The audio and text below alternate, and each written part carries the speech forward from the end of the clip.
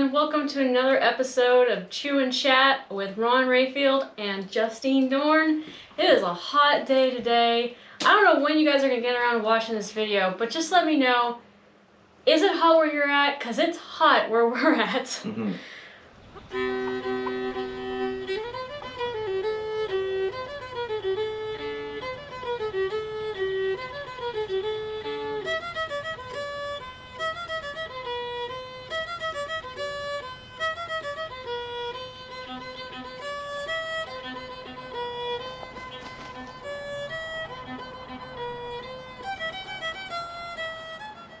Gosh, it's been the 90s every day for weeks and weeks. So we're not eating warm food today, we're eating cold food. We have a chicken salad, a cold chicken salad. We have potatoes, which are also cold. Both of these obviously have been pre-cooked, but then they're let to cool so that they're cold. And we have leftover blackberry pie, which we got from an Amish bakery. So, can you, serve me? Yeah. Thank you. This is very simple. This only has celery in it as far as greens go. It didn't call for parsley. And this is one of the later receipts that I have ever cooked on my channel. It's actually from either 1829 or 1830. Not quite sure about the date. No one is. It's from an American receipt published in Boston. 75 receipts for pastries and sweetmeats by an American author in Boston. And if you would like to see this being made, please go over to Early American. That's our main channel. Over there we cook it. And here we eat it. Yep. Which we're about to do, and I'm so ready to do that. The purpose behind making these things is we use leftovers. Yes. Yep. Today was leftover day. That's all the potatoes I can eat. Okay. Thank you. Potatoes are very filling. I meet my match with potatoes. There's a few left in case you get hungry. Thank you. I can eat a lot of meat. I can eat a lot of rice. I can eat a lot of noodles, but for some reason I can't eat a lot of potatoes. Really? They just take up a lot of space in my stomach.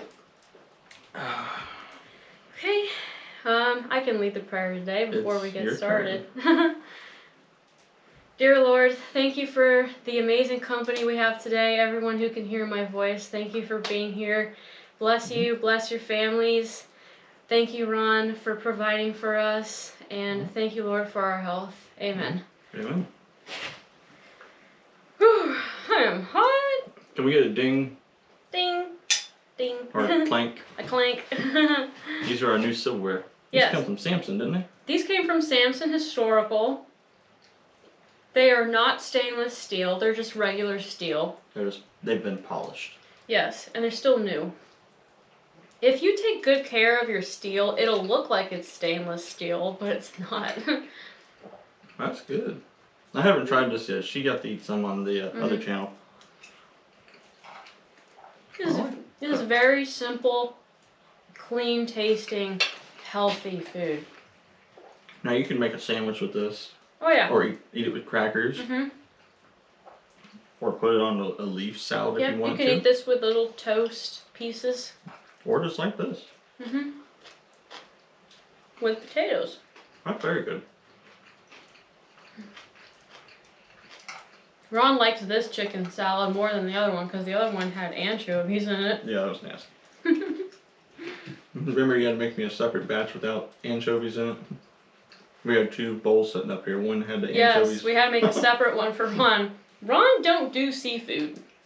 There's a mosquito, ain't there? Mm-hmm. I got it. I hear him. I think I got him. Next time I'll just wham. Thanks. I think I'd rather get bit by the mosquito than bit by your hand. Yeah. So we have some news. This week we went to Chicago. Yes, we did. But before that, the day before, I went up here to the cabin to put the chickies up, and I was getting some grain out to give them a little night snack, and I looked down, and over yonder, I see this chicken coming up the hill, and its feathers are like this, and its tail is up in the air, and it's a brown chicken, and I'm thinking, oh my gosh, one of the chickens have survived and they're coming back home. They've struggled like Homeward Bound the movie. It gets lost or whatever, and then it makes its way home. For anyone who doesn't know, how long has it been now? Maybe 2 weeks? 2 weeks? Yeah, 2 weeks. 2 weeks ago, 2 of our hens disappeared. And we think a bobcat got them in the middle of the day. Or a fox, possibly. Yes, or possibly a fox. Ron let the chickens out in the morning, and the first one disappeared in the mid-morning, and then the second one disappeared in the afternoon. And there's nothing left of them. There's no blood. All that we found was a big pile of feathers. One of them was in the forest, so it probably wasn't a hawk. The other one was out in the open by our vegetable garden. Yeah. And they're gone. They've been eaten. So anyways. We put out a trap, it caught nothing. I thought it was poor little Miss Hen coming back home. And the closer I got, I seen, wait a minute. That's not one of our chickens. That's not a Rhode Island Red. This is a very fancy Italiano, Polish, whatever it is. golden lace, Polish, Poland. I can't pronounce the other word. It's a chicken with stuff on his head like this. It's a chicken with an 80s hairdo. Yeah, he's very exotic. Ron thought it was a zombie at first, like one of our hens had come back from the dead and it was all mangled and just because the ravished. feathers were up in the air and I just thought, oh my gosh, how is it still alive? It looked like it had been buried in Stephen King's Pet Cemetery and then it came back. Zombie chicken. Yeah, zombie chicken. But no, it's a rooster. A rooster literally wandered through the forest. Yeah. An exotic Polish chicken through the forests of Missouri, found our hens, and has been with us for a week now. Yep. And we don't know who it belongs to. We can't figure it out. No one's come around claiming it. And so we have a new rooster, guys. We got a rooster. Cock-a-doodle-doo! He's doing that a lot. Yeah, he won't shut up. I'm surprised you can't hear him now. They must be over yonder somewhere. Right. Or they got eaten already. There he goes! There he was! There he was! He heard us talking about him.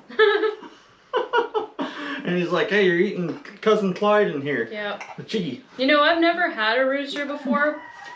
Growing up, we only ever had hens. And that's why. Because they don't show up. And I thought from movies and whatnot that roosters only crowed maybe once an hour, once in the morning, every so often during the day, like once an hour. Nope. This thing crows every minute of the day. Well, that was 3 times in 1 minute. Yeah, it does it non-stop. Non-stop. So our second theory is somebody dropped them off here. Right, because someone they abandoned them. Got tired of listening to them. We don't live close to any neighbors. No.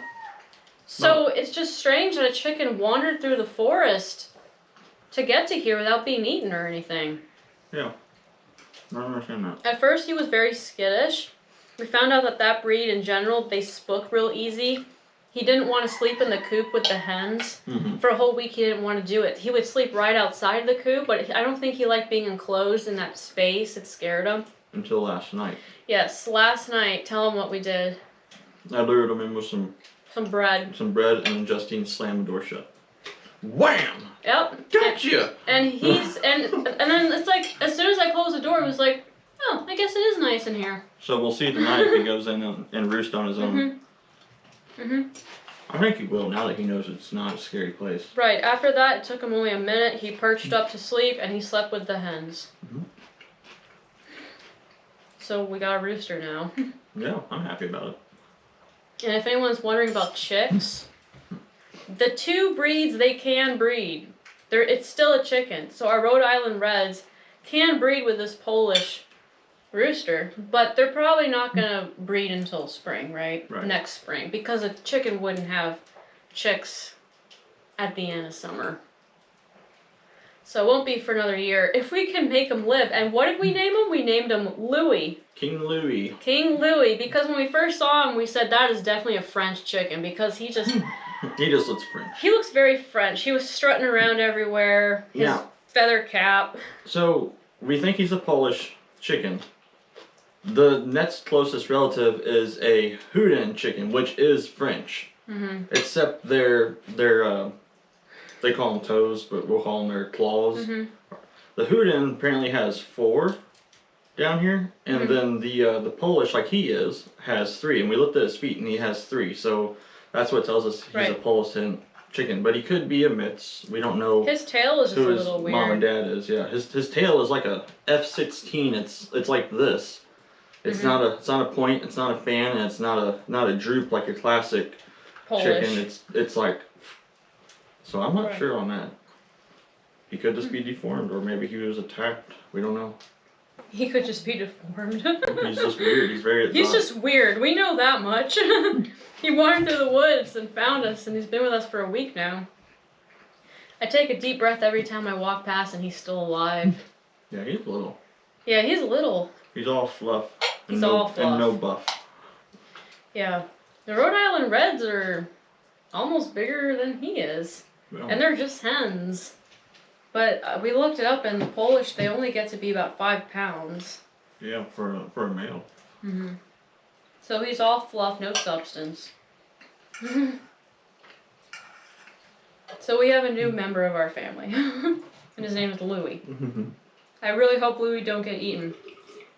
Though he might lose his head and end up in the pot. We'll see. This ain't the French Revolution. So how was our trip to Chicago? Did you like it? Ron met my in-laws for the first time. It's official. When you go to a Middle Eastern family, be prepared to eat. Oh Lord. We ate so much food. It was good food. What was the thing we had the first night we were there? Prahe? Prahe. That was delicious. In Assyrian they call it prahe. In Arabic it's dolma. I like the ones wrapped with cabbage with the beef in it. That was really good. Yeah. Fun. Yep. My grandma made it. She makes some of them where they're wrapped in grape leaves from her yard, and other ones she makes them wrapped in cabbage. Yeah, that was really good. What it is, it's basically like stuffed cabbage. The filling is rice, tomato sauce, beef, parsley, onion, spices. Yeah, good stuff. Basically everything that's in a stuffed pepper. Sometimes she even throws a few stuffed peppers in the pot with that. We went on Lake Michigan. That was really neat. Fun fact, our friend Peter Kelly up at Woodland Escape in Canada, he told us that Chicago translates from an Indian word meaning stinking swamp. Chicago was a swamp. Did you guys know that? Back then. And we even drove through from where your grandparents lived to get to the city. There was like this reservoir area there was cattails, but you couldn't really see any water. It was just swampy because of the level of the ground. So it was a swamp a long time ago. Once upon a time. Before it was developed. My family all really liked Ron, and they overfed him to the point of pain. I was actually sick. It was hilarious. Like literally every 5 minutes. Eat some more. Eat. In their accent. You guys know I love to eat. So I don't say no, so I just, okay. And then, I thought Ron was going to cry. Before you know it, I'm out like this. Got a football in his stomach. And then my grandpa's saying, eat, food, eat. We want to see how far we can push this American boy. Yeah. Poor thing. And then, well, let's tell them about how our Thursday went. So Thursday morning, we went to Spring Valley Heritage Farm. That place is awesome. That was an unexpected gem. That's in Schaumburg, Illinois. It's an 1890s farm. 1880s, 1890s farm. The barn's from the 1850s, but they act like they're a family living there in the 1880s, 1890s. I want to model my house after that farm. It was nice I place. was completely blown away. It was one of the nicest sites we've ever been to. Yes, and it was... As far as living history goes, really and what they do with people, and the level that they do it on. They got chickens, pigs, cows, and horses, and it's a completely self-sustainable farm, which is very rare.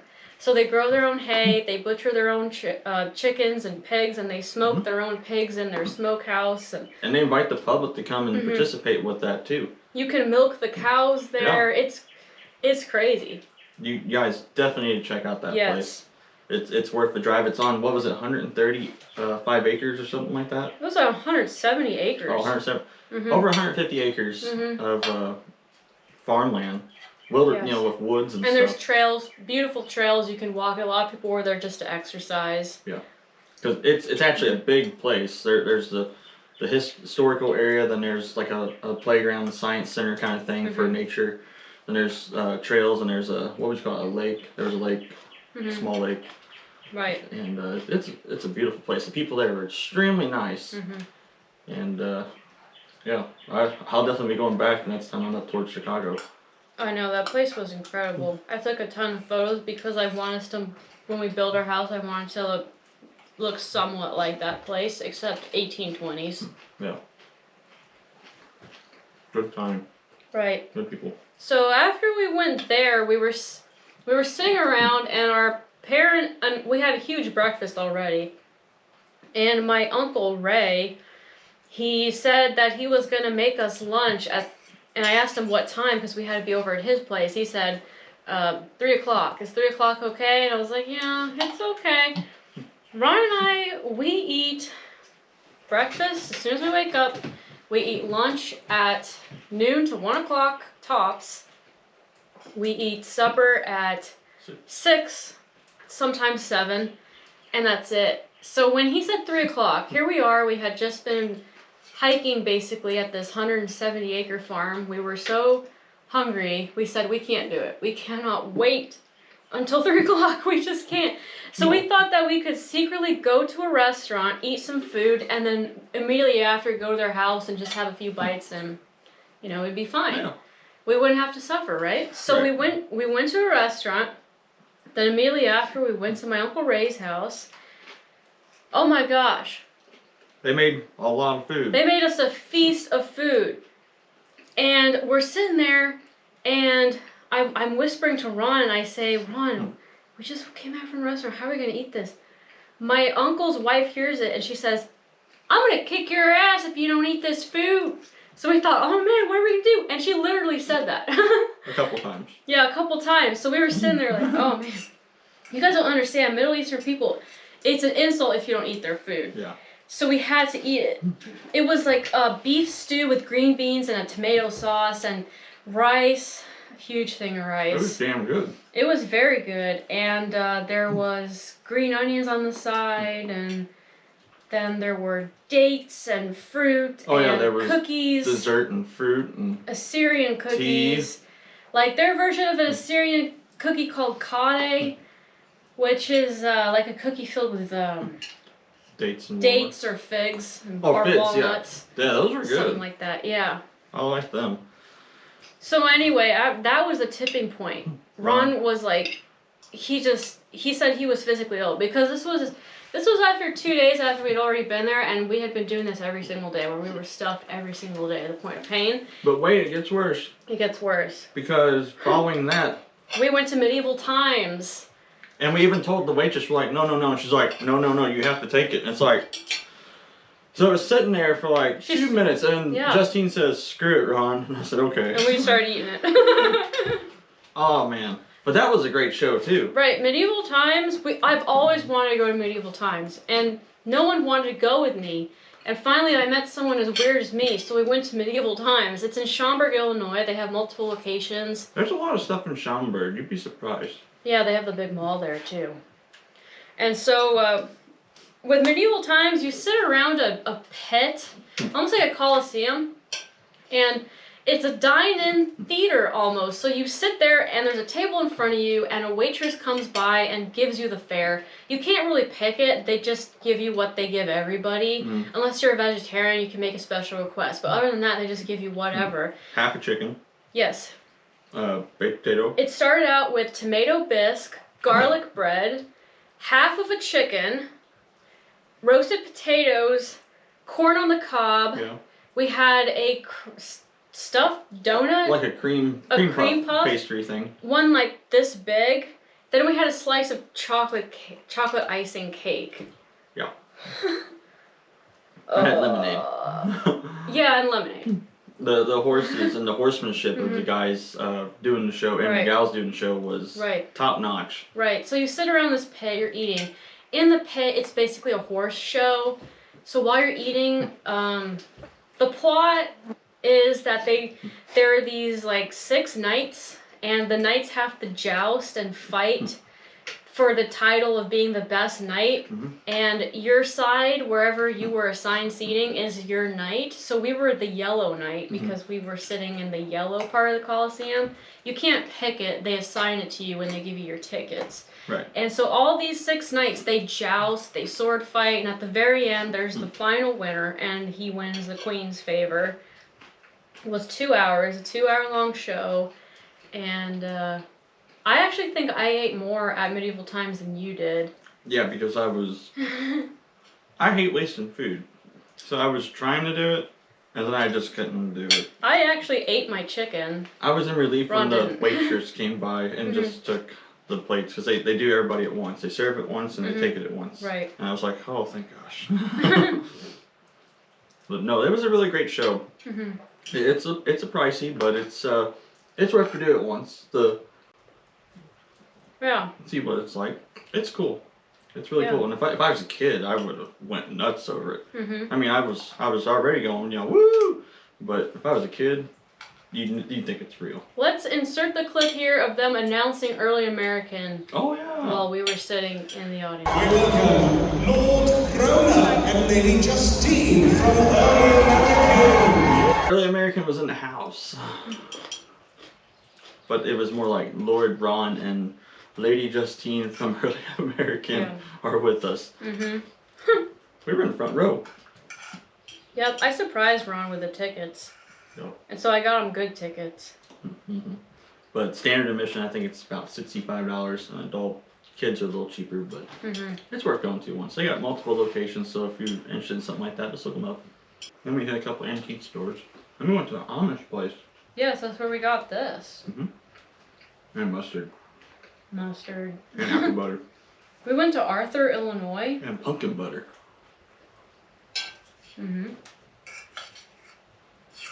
Arthur is actually my favorite town in Illinois. It has the most Amish people out of any town in Illinois. Amish people is a Midwest thing mainly. And so you'll be driving on the street, you'll be passing horse buggies like right and left. We passed probably at least 7 of them, at least maybe 10 or 15. And we went to Beachy's Bulk Foods, which is my all-time favorite grocery store anywhere in the United States. I go there at least once a year. They sell bulk foods. It's a little cheaper, depending on what you get, but usually it's cheaper than the chain grocery stores. It's Amish run, and they have the best baked goods ever as well. And we got this blackberry pie, and it's so good. It's so good. The crust is amazing. I need to figure out how they do that crust. It's so soft and sweet and just good. I'm glad you like that chicken salad. I love it. The celery gives a nice crunch, don't it? This is very simple food, but good for summer. I like them taters too. Thank you. Don't mind too. You can have the rest of the taters. I'll take one more.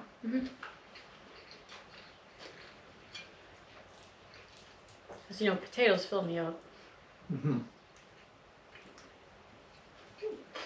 Man down. Not for long.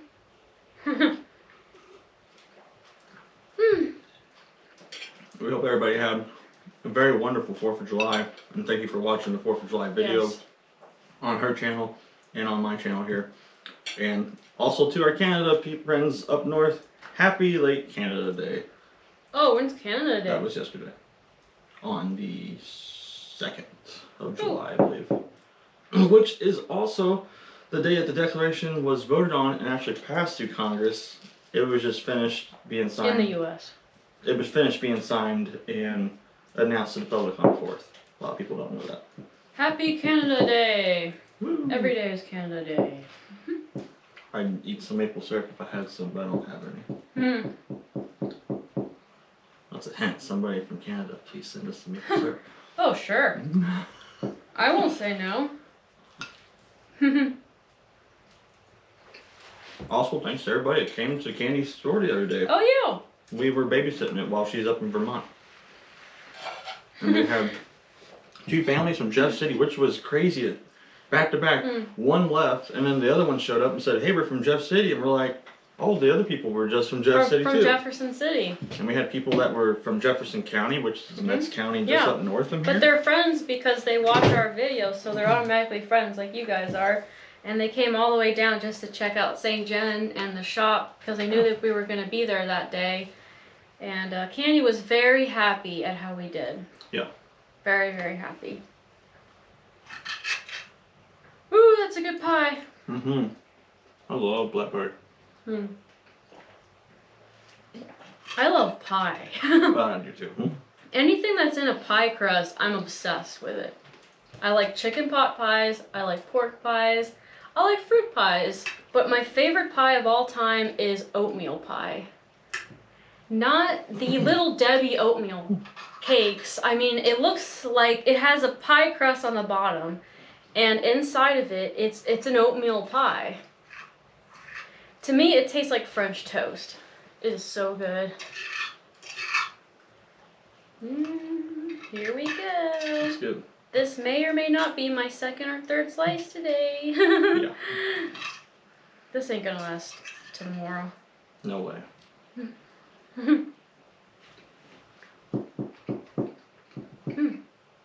That's good. Amish cooking is what I aspire to. It's like grandma's cooking.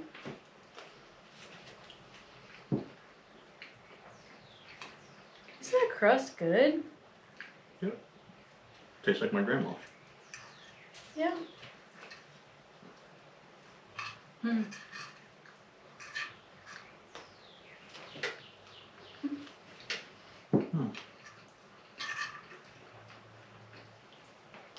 The only thing I don't like about blackberries is the little bitty seeds The that it has.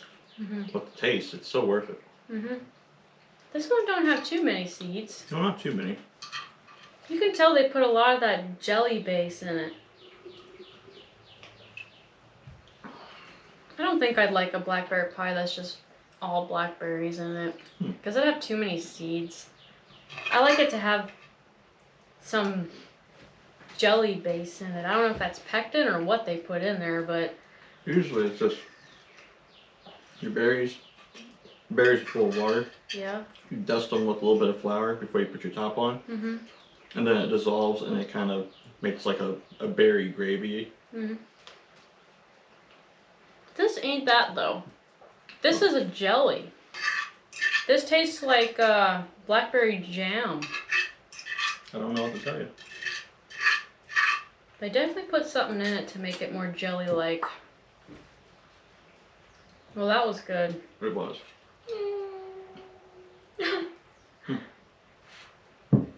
Please send us more pies if you love us. Please. We love pies. I could have a pie every day of my life. Whether it's a meat pie or a sweet pie. Yeah. What's your favorite pie? Yeah, comment below. Oh, you're asking me? Yeah. I thought you were asking them. Well, I'll ask you guys too. Yeah, what's your Comment favorite below pie? what's your favorite pie, whether it's chicken pot pie or chocolate pie, apple pie. Oh, that's a tough question to answer. Because I have like a top 10 list. Because everything is equal. Yeah, you ask him what's his favorite song, what's his favorite holiday. He can't pick anything. Okay, What's your favorite movie? If I had to choose, pumpkin pie. I love pumpkin pie. Second place, pecan pie. Oh yeah, that's good. Third place, probably like a coconut cream or lemon meringue. Yeah, that's good too. I love all pies, but there's one pie that I do not like, and it's everybody's favorite. I do not like apple pie. I make a good apple pie. You haven't had mine yet. No. Sometimes they're just too blah. You know, I don't like the texture of it. I don't like how you cut into it and it's just big chunks of apple. Maybe that's how most people make it. Maybe if I made it and I diced up the apples super fine, it might be better. I dice mine up. I don't leave them in wedges. Really, because I don't like it when they're in wedges. Because most people kind of cheat and they just open the can, and that's wedges. Wedges? Yeah. Yeah. Or they just don't take the extra step to dice them up. But I do dice mine up. Okay. Well, maybe I'd like yours. Like when you dice up a potato to do fried potatoes, Yes. that big, that's how big I dice up the Okay, apples. well that might actually be really good then. Because that's my main complaint with apple pie is every time I've had it, they're in wedges, and I just don't... It's not... Texture-wise, it just ain't it. It ain't good. It's like you have this huge chunk of apple and this little piece of crust, and it don't cook all the way through with the flavoring. It just... I don't like it. I also make mine extra spicy. Okay. I love not hot, but with the cinnamon and nutmeg, and cloves. Oh yeah. I like fried apples, which is almost like apple pie filling. I think I've had fried apples before. Sounds good. Yeah, it's like apple pie filling. I mean, you cut up apples and on a skillet you add butter and sugar and cinnamon and lemon juice and clove, and you just eat that. Is it similar to the apples and sausage that we made here? We put No, the one that I made, I don't think it had clove and all that. Oh, in it. okay. Huh. Well, maybe At we'll least I try don't that someday. remember. Yeah, fried apples are pretty good with ice cream. Sometimes when I'm craving apple pie, but I don't really like apple pie, I'll just have fried apples with ice cream, and that tastes like apple pie. Well, I got some dishes to do. Yes, and I am going to daydream about what your apple pie tastes like. You do that. I'll do that. I always do that. Yes. Okay, guys, thank you for watching. Until next time, take care. Thank you guys. Bye bye. Bye, and stay cool.